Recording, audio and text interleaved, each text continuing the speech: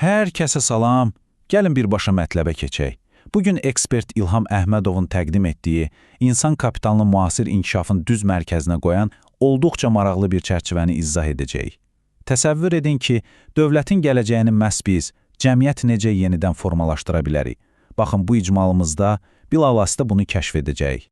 Mənbə materialındakı əsas ideya hər şeyi aydınlaşdırır. Müəllif açıq-aydın bildirir ki, dövlət və cəmiyyət arasında açıq əməkdaşlıq modeli inkişafı sürətləndirən ən həlledici amildir. Yəni, söhbət sadəcə quru nəzəriyyədən getmir. Bu, idarəçilikdə sözün əsl mənasında yeni bir fəlsəfənin təməlidir. Üzərindən keçəcəyimiz mövzular çox netdir. Əvvəlcə dərhal həllini gözləyən itirilmiş ideyalar problemindən başlayacaq, daha sonra platformanın necə işləyəcəyinə, açıq innovasiya modelinə və mövcud potensialımıza baxıb, ən sonda intellektual dövlət məfhumuna qədər irəliləyəcək. Beləliklə, birinci hissə, problemin kökü, itirilmiş ideyalar və göz ardı edilən insan kapitalı. Düşünün, sizin, mənim, alimlərin, mühəndislərin nə qədər möhtəşəm ideyaları var, elə deyilmi?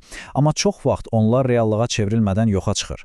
Müəllif qeyd edir ki, bunun qarşısına alan 4 əsas sistemli əngəl var. İdeyaları toplayacaq ardıcıl bir platformanın olmaması, dövlət və ekspertlər arasındakı qopuqluq, zəif qiymətləndirmə mexanizmləri və təbii ki, o bezdirici bürokratiya. Bəs yaxşı, bütün bu boşa xərclənən intellektual potensialın kilidini necə aça bilərik?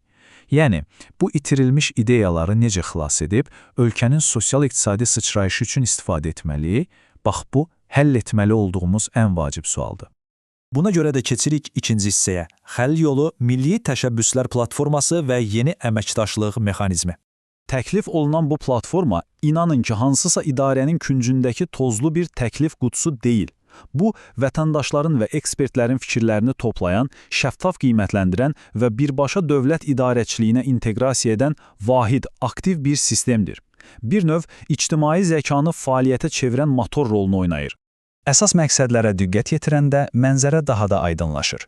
Burada məsələ vətəndaş təşəbbüslərini idarəçiliyə qatmaq, gizli qalmış innovativ ideyaları üzə çıxarmaq və insan kapitalından həqiqətən səmərəli istifadə etməkdir. Bu yanaşma vətəndaşları sadəcə idarə olunan şəxslərdən ölkə inkişafının əsas hərəkət verici qüvvəsinə çevirir. Təbii ki, bəs bu necə işləyəcək, deyə düşünə bilərsiniz. Üçüncü hissədə bu 4 mərhələli sistemə baxırıq. Mexanizm əslində olduqca aydın düşünülüb. Birinci addım kimi ideyanızı rəqəmsal platformaya yüklüyorsunuz. İkinci, müstəqil ekspertlər onu şəffaf şəkildə qiymətləndirir. Üçüncü mərhələdə seçilən təşəbbüs kiçik bir pilot layihə kimi sınaqdan keçirilir. Özünü doğruldanlar isə sonuncu mərhələdə xüsusi innovasiya fondu tərəfindən maliyyələşdirilir. Sadə və effektiv. İndi isə gəlirik dördüncü hissəyə.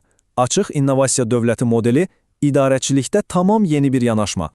Təsəvvür edin, ənənəvi qapalı dövlət modeli hər şeyi sadəcə yuxarıdan aşağıya diktə edir. Amma açıq innovasiya dövləti fərqlidir. O, universitetlərdən, startup ekosistemindən, eləcə də vətəndaş cəmiyyətindən gələn ən parlaq ideyaları özündə birləşdirən böyük bir ortaq mərkəz kimi işləyir. Fərq doğrudan da böyükdür. Bunun işləməsi üçünsə 4 mühüm prinsip lazımdır. Ən əsası, alternativ və tənqidi fikirlərə açıq mühitin yaradılmasıdır. Buna qərarlarda dövlət cəmiyyət tərəfdaşlığını, məlumatların açıq olmasını və pilot sınaqları əlavə etsək, innovasiya avtomatik olaraq sürətlənir. Yenilikçi düşüncə artıq təhlükə yox, inkişafın yanacağı olur. Və bilin ki, bu sadəcə kağız üzərindəki hansısa utopiya deyil. Təhlil olunan material xüsusi olaraq vurğulayır ki, Finlandiya, Estoniya və Singapur kimi ölkələr məhz bu vətəndaş təşəbbüsü və açıq innovasiya sistemlərini quraraq bugünkü yüksək inkişaf səviyyələrinə çatıblar. İşləyən bir modeldir. Bəs bizdə vəziyyət necədir? 5-ci hissə. Azərbaycan üçün baza potensialı və bu keçid üçün imkanlar. Müəllif bildirir ki, ölkədə bunun təməli artıq mövcuddur. Yəni, biz sıfırdan başlamırıq. Hazırda var olan intellektual insan kapitalı, genişlənən elektron xidmətlər və rəqəmsal platformalar bu keçidi reallaşdırmaq üçün lazım olan əsas texnoloji və sosial bazanı tamamilə təmin edir. Təbii ki, hər bir böyük dəyişiklikdə olduğu kimi, burada da müsbət cəhətlər və risklər var və müəllif bunları tam obyektiv şəkildə qarşılaşdırır. İdarəetmənin keyfiyyətinin artması, sürətli innovasiya və böyük ictimai etimad kimi əla üstünlüklər var. Digər tərəfdən isə bürokratik müqavimət, ekspert bazasının çatışmazlığı və ideya seçimindəki çətinliklər kimi xeyli real risklər mövcuddur. Amma əldə edəcəklərimiz bu riskləri gözə almağa dəyər. Bizi gözləyən son mərhələ isə 6-cı hissədir.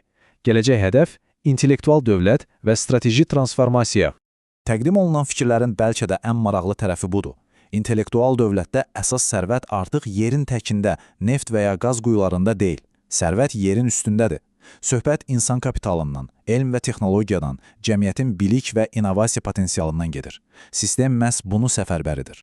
İzah edilən çərçivənin Azərbaycana təklif etdiyi ən fundamental sıçrayış elə budur. Əsas rəqabət üstünlüyünün yeraltı ehtiyatlar olduğu resurs iqtisadiyyatından qoparaq, tükənməz olan bilik və innovasiya iqtisadiyyatına doğru keçid etmək. Bu isə sözün əsl mənasında tamamilə fərqli bir inkişaf liqasıdır. Mənbədə bu hədəfə çatmaq üçün 5 strateji istiqamət müəyyən edilib. Hər şey mütləq şəkildə təhsil sisteminin transformasiyası ilə başlayır. Daha sonra açıq innovasiya ekosisteminin qurulması, rəqəmsal idarəetmənin inkişafı, regional innovasiya mərkəzlərinin yaradılması və nəhayət dövlətlə cəmiyyət arasındakı əməkdaşlığın möhkəmləndirilməsi gəlir. Bütün bu təhlillər və İlham Əhmədovun təqdim etdiyi çərçivə bizi olduqca vacib bir sualla baş-başa buraxır. Öz intellektual gücümüzə arxalanıb, bu möhtəşəm potensialı hərəkətə gətirməyə və innovasiya iqtisadiyyatına keçidə bir cəmiyyət olaraq həqiqətən hazırıqmı? Ümid edirəm bu icmalımız məsələlərə fərqli bucaqdan baxmağınıza kömək etdi. Bu həlledici sual üzərində həqiqətən düşünməyə dəyər.